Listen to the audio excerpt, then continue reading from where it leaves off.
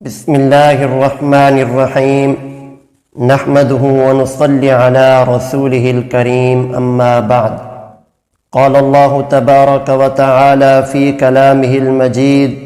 بسم الله الرحمن الرحيم يا أيها الذين آمنوا كتب عليكم الصيام كما كتب على الذين من قبلكم لعلكم تتقون صدق اللہ العظیم۔ محترم و مکرم سامعین کرام، اللہ رب العالمین کا بہت بڑا احسان عظیم ہے ہم پر کہ اللہ رب العالمین نے ایک بار پھر ہمیں رحمتوں اور برکتوں والا مہینہ رمضان المبارک عطا کیا ہے۔ اللہ رب العالمین کا بہت بڑا احسان عظیم ہے ہم پر کہ اللہ رب العالمین نے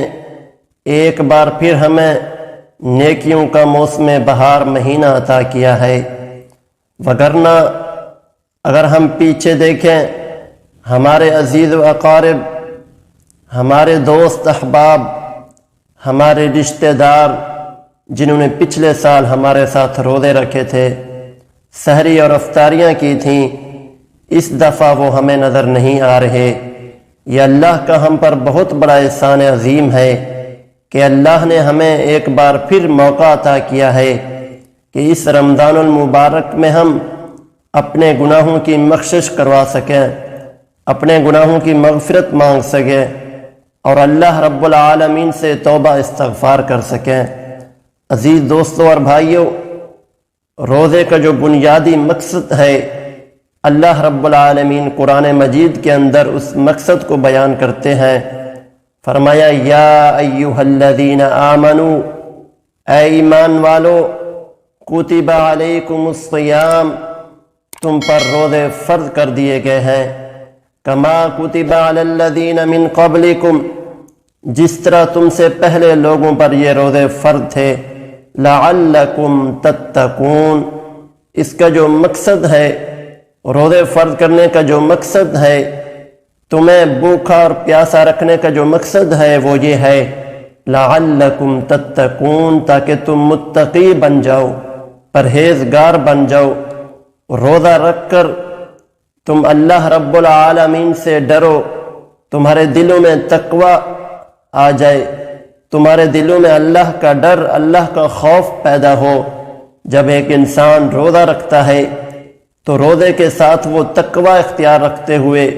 تقوی کرتے ہوئے گناہوں سے بچنے کی کوشش کرتا ہے، برائی سے بچنے کی کوشش کرتا ہے، کیونکہ اللہ رب العالمین کا فرمان ہے لعلکم تتقون، یہ جو روزہ ہے یہ انسان کو متقی بنا دیتا ہے، پرہیزگار بنا دیتا ہے۔ اسی طرح جو لوگ روزہ رکھ نہیں سکتے، اللہ رب العالمین نے فرمایا جو تم میں سے مریض ہیں یا مسافر ہیں، فرمایا فمن شہد منکم الشہر فلیصم، جو رمضان المبارک کے مہینے کو پالے وہ روزہ رکھیں، رمضان المبارک کے مہینے میں رمضان کے روزے رکھیں۔ جو اس مہینے میں بیمار ہیں یا سفر کر رہے ہیں، فرمایا فعدۃ من ایام اخر، ان کو چاہیے وہ باقی دنوں میں ان روزوں کا قضا ادا کریں، ان روزوں کے جو روزے چھوٹ رہے ہیں ان سے وہ ان کی گنتی پورے کریں۔ رمضان المبارک میں اگر کوئی بندہ روزے نہیں رکھ سکتا، بیمار ہے یا مریض ہے،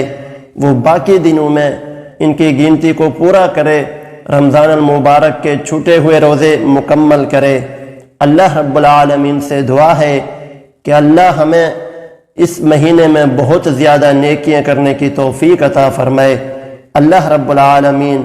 ہم سب کو رمضان المبارک کی برکتیں، رحمتیں نصیب فرمائے۔